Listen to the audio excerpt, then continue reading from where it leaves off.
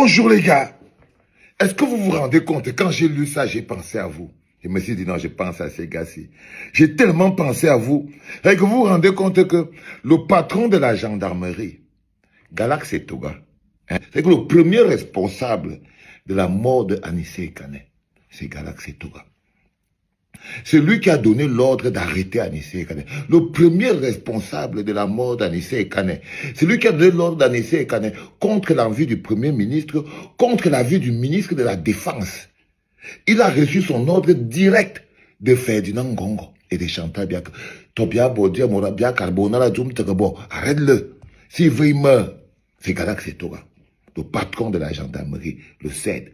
Le patron de la gendarmerie, Galax Etoga, est accusé d'être impliqué dans la mort de Anissé Ekane pour avoir autorisé son arrestation par le Collégion du littoral. Pourquoi c'est que Galax Etoga est la première personne qu'on va d'abord mettre la main par rapport à qui est responsable de la mort d'Anissé Ekane? Galax Etoga est le premier, parce que c'est lui qui a donné l'ordre. Les donneurs d'ordre sont les premiers responsables. C'est vrai que ceux qui exécutent les ordres sont tout autant responsables, mais le donneur d'ordre est d'abord la première personne qu'on arrête. Et la première personne qu'on doit arrêter, c'est Galax Etoga. Et derrière Galax Etoga, le principal responsable de la mort d'Anissé Ekane, c'est donc Ferdinand Ngongo. Et quand tu pousses derrière Ferdinand Ngongo plus loin, tu vas donc comprendre que le premier